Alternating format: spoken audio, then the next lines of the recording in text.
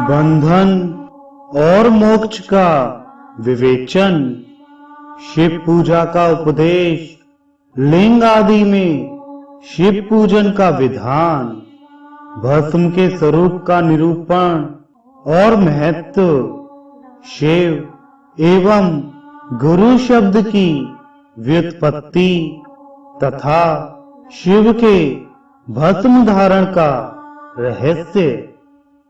ऋषि बोले, सर्वज्ञों में श्रेष्ठ सूत जी, बंधन और मोक्ष का स्वरूप क्या है, यह हमें बताइए।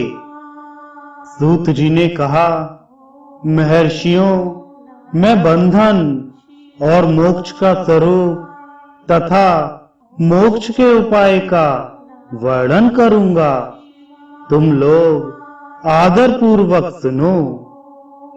जो प्रकृति आदि 8 बंधनों से बंधा हुआ है, वह जीव बद्ध कहलाता है, और जो उन 8 बंधनों से छूटा हुआ है, उसे मुक्त कहते हैं। प्रकृति आदि को वश में कर लेना मोक्ष कहलाता है। बंधन आगंतुक है और मोक्ष स्वतः सिद्ध है। बद्ध जीव जब बंधन से मुक्त हो जाता है, तब उसे मुक्त जीव कहते हैं। प्रकृति, बुद्धि, त्रिगुणात्मक अहंकार और 5 तन्मात्राएं, इन्हें ज्ञानी पुरुष प्रख्यात अष्टक मानते हैं। प्रकृति आदि 8 तत्वों के समूह से देह की उत्पत्ति हुई है। देह से कर्म उत्पन्न होता है और फिर कर्म से नूतन देह की उत्पत्ति होती है। इस प्रकार बारंबार जन्म और कर्म होते रहते हैं। शरीर को स्थूल, सूक्ष्म और कारण के भेद से 3 प्रकार का जानना चाहिए। स्थूल शरीर जागृत अवस्था में व्यापार कराने वाला, सूक्ष्म शरीर जागृत और स्वप्न अवस्थाओं में इंद्रिय भोग प्रदान कराने वाला तथा कारण शरीर सुषुप्त अवस्था में आत्मानंद की अनुभूति कराने वाला कहा गया है। जीव को उसके कर्मानुसार सुख दुख प्राप्त होते हैं। वह अपने पुण्य कर्मों के फलस्वरूप सुख और पाप कर्मों के फलस्वरूप दुख का उपभोग करता है। अतः कर्म पाश से बंधा हुआ जीव अपने त्रिविध शरीर से होने वाले शुभाशुभ कर्मों द्वारा सदा चक्र की भांति बारंबार घुमाया जाता है। इस चक्रवत भ्रमण की निवृत्ति के लिए चक्रकर्ता का स्तवन एवं आराधन करना चाहिए। प्रकृति आदि जो 8 पाश बतलाए गए हैं, उनका समुदाय ही महाचक्र है, और जो प्रकृति से परे है, वह परमात्मा शिव है। भगवान महेश्वर ही प्रकृति आदि महाचक्र के कर्ता हैं, क्योंकि वे प्रकृति से परे हैं। जैसे बकायन नामक वृक्ष का थाला जल को पीता और उगलता है, उसी प्रकार शिव प्रकृति आदि को अपने वश में करके उस पर शासन करते हैं। उन्होंने सबको वश में कर लिया है, इसलिए वे शिव कहे गए हैं। शिव ही सर्वज्ञ, परिपूर्ण तथा निष्प्रह है। सर्वज्ञता, तृप्ति, अनादि बोध, स्वतंत्रता, नित्य अलुप्त शक्ति से संयुक्त होना और अपने भीतर अनंत शक्तियों को धारण करना। महेश्वर के इन 6 प्रकार के मानसिक ऐश्वर्यों को केवल वेद जानता है। अतः भगवान शिव के अनुग्रह से ही प्रकृति आदि 8 तत्व वश में होते हैं। भगवान शिव का कृपा प्रसाद प्राप्त करने के लिए उन्हीं का पूजन करना चाहिए। यदि कहें शिव तो परिपूर्ण हैं, निष्प्रय हैं, उनकी पूजा कैसे हो सकती है? तो इसका उत्तर यह है कि भगवान शिव के उद्देश्य से उनकी प्रसन्नता के लिए किया हुआ सत्कर्म उनके कृपा प्रसाद को प्राप्त कराने वाला होता है। शिवलिंग में, शिव की प्रतिमा में तथा शिव भक्त जनों में शिव की भावना करके उनकी प्रसन्नता के लिए पूजा करनी चाहिए। वह पूजन शरीर से, मन से, वाणी से और धन से भी किया जा सकता है। उस पूजा से महेश्वर शिव, जो प्रकृति से परे हैं, पूजक पर विशेष कृपा करते हैं और उनका वह कृपा प्रसाद सत्य होता है। शिव की कृपा से कर्म आदि सभी बंधन अपने वश में हो जाते हैं। कर्म से लेकर प्रकृति पर्यंत सब कुछ जब वश में हो जाता है, तब वह जीव मुक्त कहलाता है और स्वात्मा राम रूप से विराजमान होता है। परमेश्वर शिव की कृपा से जब कर्म जनित शरीर अपने वश में हो जाता है, तब भगवान शिव के लोक में निवास का सौभाग्य प्राप्त होता है। इसी को सालोक्य मुक्ति कहते हैं। जब तन्मात्राएं वश में हो जाती हैं, तब जीव जगदम्बा सहित शिव का सामीप्य प्राप्त कर लेता है। यह सामीप्य मुक्ति है। उसके आयुध आदि और क्रिया आदि सब कुछ भगवान शिव के समान हो जाते हैं। भगवान का महाप्रसाद प्राप्त होने पर बुद्धि भी वश में हो जाती है। बुद्धि प्रकृति का कार्य है। उसका वश में होना साष्टी मुक्ति कहा गया है। पुनः भगवान का महान अनुग्रह प्राप्त होने पर प्रकृति वश में हो जाएगी। उस समय भगवान शिव का मानसिक ऐश्वर्य बिना यत्न के ही प्राप्त हो जाएगा।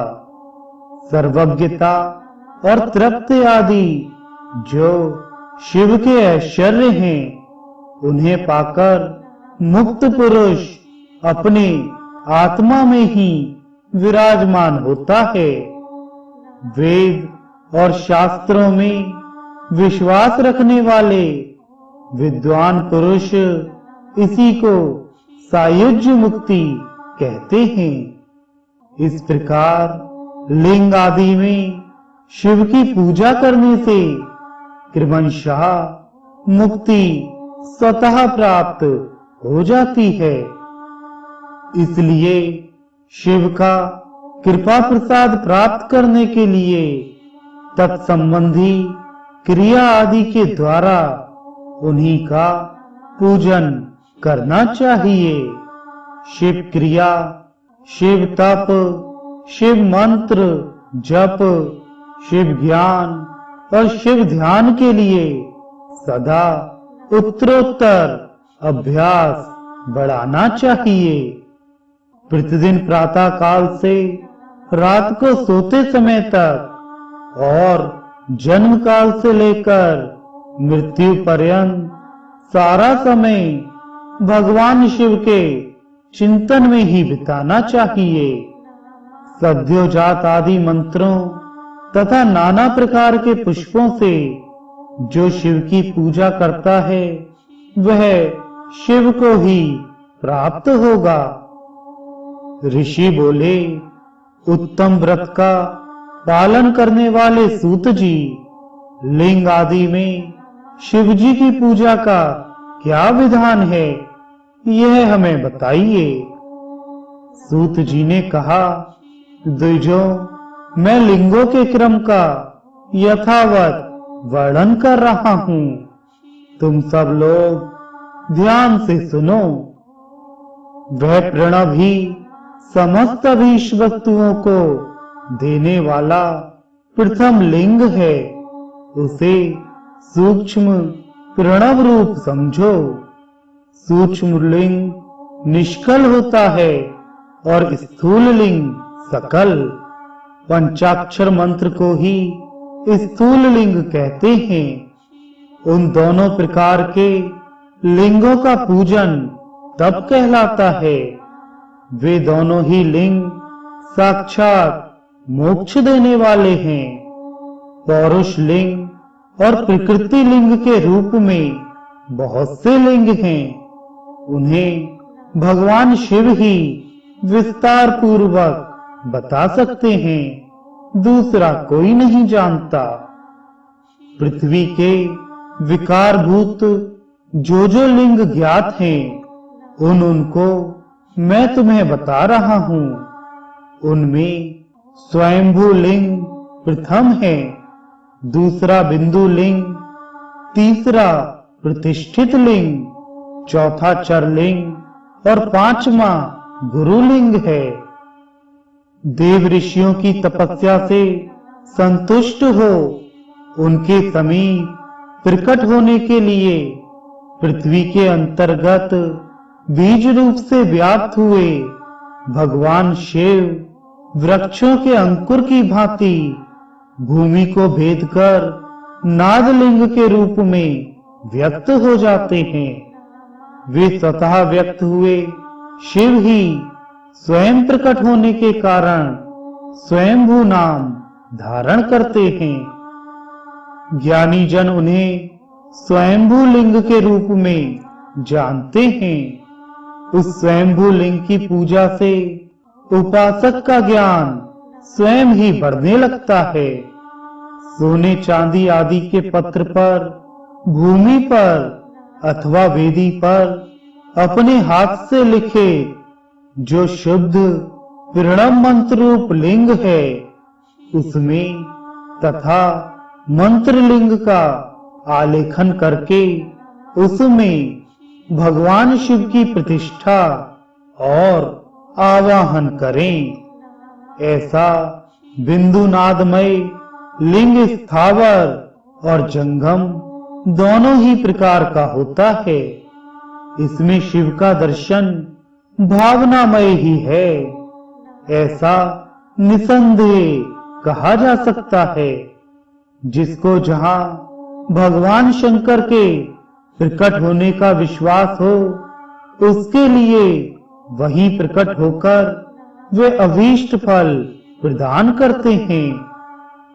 अपने हाथ से लिखे हुए यंत्र में अथवा अकृत्रिम स्थावर आदि में भगवान शिव का आवाहन करके 16 उपचारों से उनकी पूजा करें। ऐसा करने से साधक स्वयं ही ऐश्वर्य को प्राप्त कर लेता है और इस साधन के अभ्यास से उसको ज्ञान भी प्राप्त होता है। देवताओं और ऋषियों ने आत्म सिद्धि के लिए अपने हाथ से वैदिक मंत्रों के उच्चारण पूर्वक शुद्ध मंडल में शुद्ध भावना द्वारा जिस उत्तम शिवलिंग की स्थापना की है, उसे पौरुष लिंग कहते हैं। तथा वही प्रतिष्ठित लिंग कहलाता है। उस लिंग की पूजा करने से सदा पौरुष ऐश्वर्य की प्राप्ति होती है। महान ब्राह्मण और महाधनी राजा किसी कारीगर से शिवलिंग का निर्माण कराकर जो मंत्र पूर्वक उसकी स्थापना करते हैं, उनके द्वारा स्थापित हुआ वह लिंग भी प्रतिष्ठित लिंग कहलाता है, किंतु वह प्राकृत लिंग है। इसलिए प्राकृत ऐश्वर्य भोग को ही देने वाला होता है। जो शक्तिशाली और नित्य होता है उसे पौरुष कहते हैं, तथा जो दुर्बल और अनित्य होता है वह प्राकृत कहलाता है। लिंग नाभि, जिह्वा, नासाग्र भाग और शिखा के क्रम से कटी, हृदय और मस्तक तीनों स्थानों में जो लिंग की भावना की गई है, उस आध्यात्मिक लिंग को ही चर लिंग कहते हैं। पर्वत को पौरुष लिंग बताया गया है और भूतल को विद्वान पुरुष प्राकृत लिंग मानते हैं। वृक्ष आदि को पौरुष लिंग जानना चाहिए और गुल्म आदि को प्राकृत लिंग, साठी नामक धान्य को प्राकृत लिंग समझना चाहिए और अघैनी एवं गेहूं को पौरुष लिंग, अड़मा आदि आठों सिद्धियों को देने वाला जो ऐश्वर्य है उसे पौरुष ऐश्वर्य जानना चाहिए। सुंदर स्त्री तथा धन आदि विषयों की आसक्त पुरुष प्राकृत ऐश्वर्य कहते हैं। चर लिंगों में सबसे प्रथम रसलिंग का वर्णन किया जाता है। रसलिंग ब्राह्मणों को उनकी सारी अभीष्ट वस्तुओं को देने वाला है। शुभ कारक बाणलिंग क्षत्रियों को महान राज्य की प्राप्ति कराने वाला है। स्वर्णलिंग वैश्यों को महाधनपति का पद प्रदान करने वाला है तथा सुंदर शिवलिंग शूद्रों को महाशुद्धि देने वाला है। स्फटिकमय लिंग तथा बाणलिंग सब लोगों को उनकी समस्त कामनाएं प्रदान करते हैं। अपना ना हो तो दूसरे का स्फटिक या बाणलिंग भी पूजा के लिए निषिद्ध नहीं है। स्त्रियों विशेषतः सद्भावों के लिए पार्थिव लिंग की पूजा का विधान है। प्रवृत्ति मार्ग में स्थित विधवाओं के लिए स्फटिक लिंग की पूजा बताई गई है, परंतु विरक्त विधवाओं के लिए रसलिंग की पूजा को ही श्रेष्ठ कहा गया है। उत्तम व्रत का पालन करने वाले महर्षियों बचपन में, जवानी में और बुढ़ापे में भी शुद्ध स्फटिकमय शिवलिंग का पूजन स्त्रियों को समस्त भोग प्रदान करने वाला है। गृहासक्त स्त्रियों के लिए पीठ पूजा भूतल पर संपूर्ण अभीष्ट को देने वाली है। प्रवृत्ति मार्ग में चलने वाला पुरुष सुपात्र गुरु के सहयोग से ही समस्त पूजा कर्म संपन्न करे। इष्ट देव का अभिषेक करने के पश्चात अघैनी के चावल से बने हुए खीर आदि पकवानों द्वारा नैवेद्य अर्पण करे।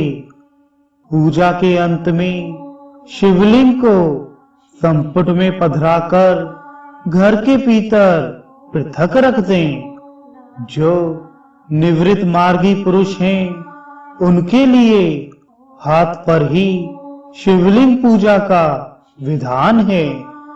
उन्हें भिक्षादि से प्राप्त हुए अपने भोजन को ही नैवेद्य रूप में निवेदित करना चाहिए। निवृत्त पुरुषों के लिए सूक्ष्म लिंग ही श्रेष्ठ बताया गया है। वे विभूति के द्वारा पूजन करें और विभूति को ही नैवेद्य रूप से निवेदित भी करें। पूजा करके उस लिंग को सदा अपने मस्तक पर धारण करें। विभूति 3 प्रकार की बताई गई है। लोकाग्नि जनित, वेदाग्नि जनित और शिवाग्नि जनित। लोकाग्नि जनित या लौकिक भस्म को द्रव्यों की शुद्धि के लिए लाकर रखें। मिट्टी, लकड़ी और लोहे के पात्रों की, धान्यों की, तेल आदि द्रव्यों की, वस्त्र आदि की तथा परिष्कृत वस्तुओं की भस्म से शुद्धि होती है। कुत्ते आदि से दूषित हुए पात्रों को भी भस्म से ही शुद्धि मानी गई है। वस्तु विशेष की शुद्धि के लिए यथा योग्य सजल अथवा निर्जल भस्म का उपयोग करना चाहिए। वेदाग्नि जनित जो भस्म है, उसको उन वैदिक कर्मों के अंत में धारण करना चाहिए। मंत्र और क्रिया से जनित जो होम कर्म है, वह अग्नि में भस्म का रूप धारण करता है। उस भस्म को धारण करने से वह कर्म आत्मा में आरोपित हो जाता है।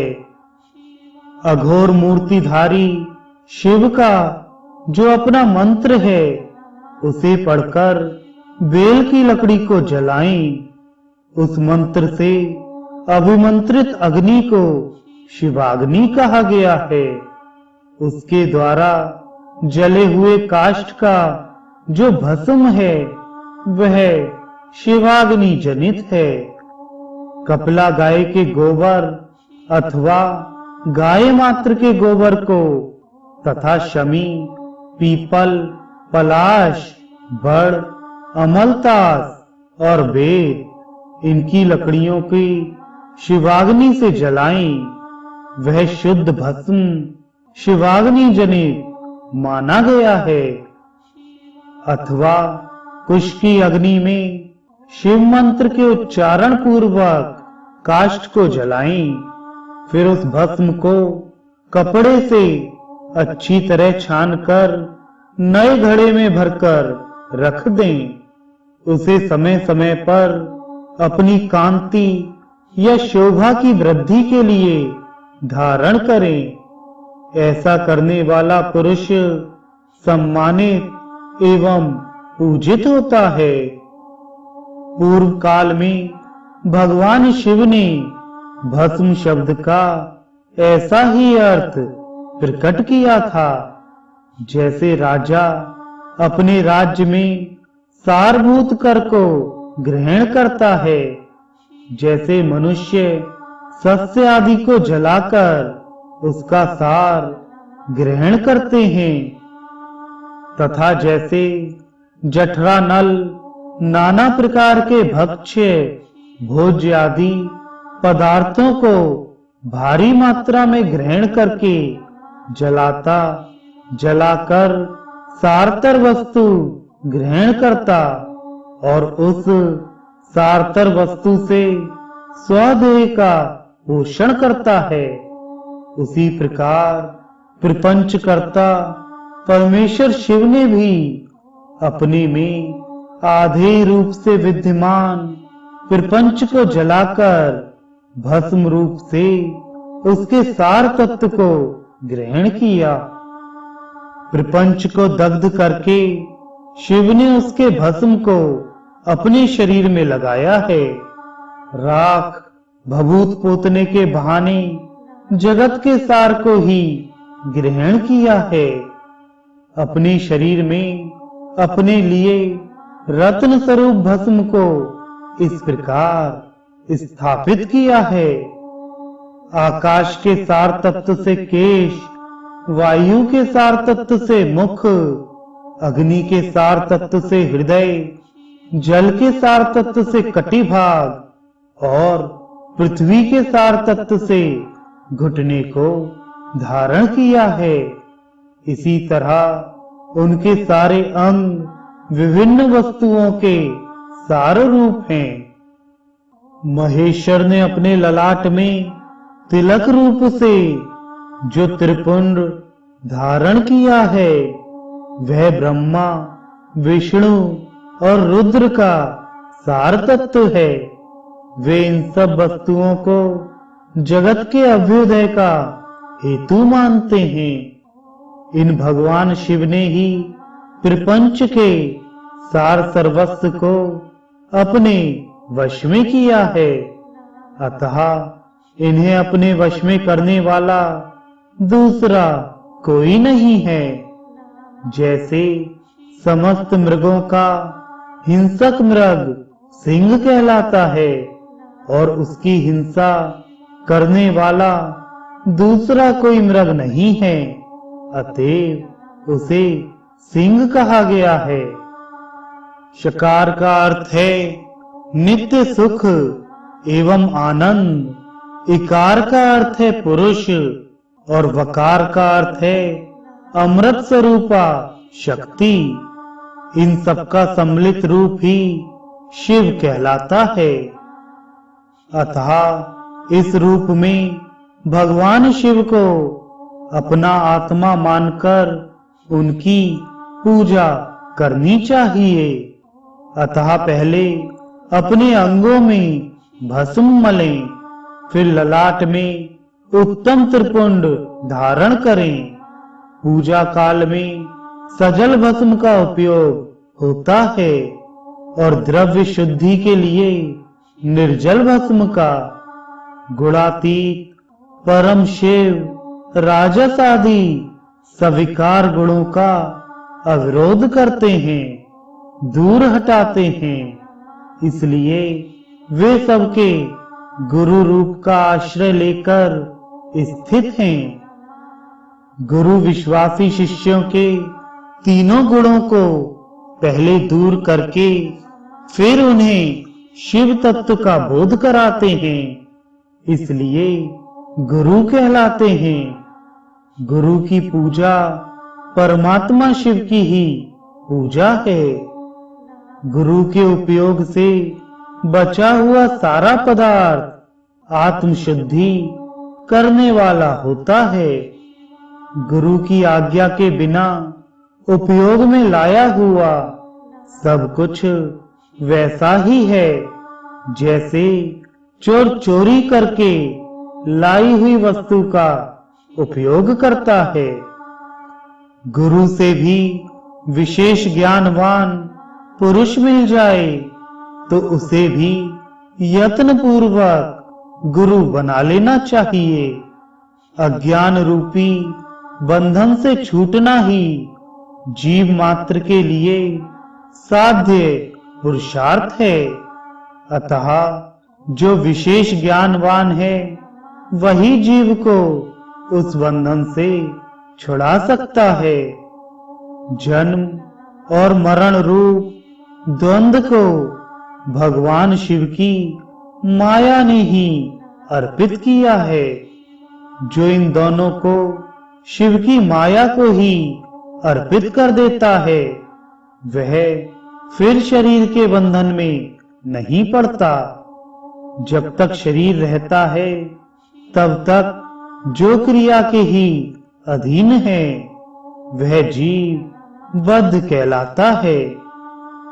स्थूल, सूक्ष्म और कारण तीनों शरीरों को वश में कर लेने पर जीव का मोक्ष हो जाता है।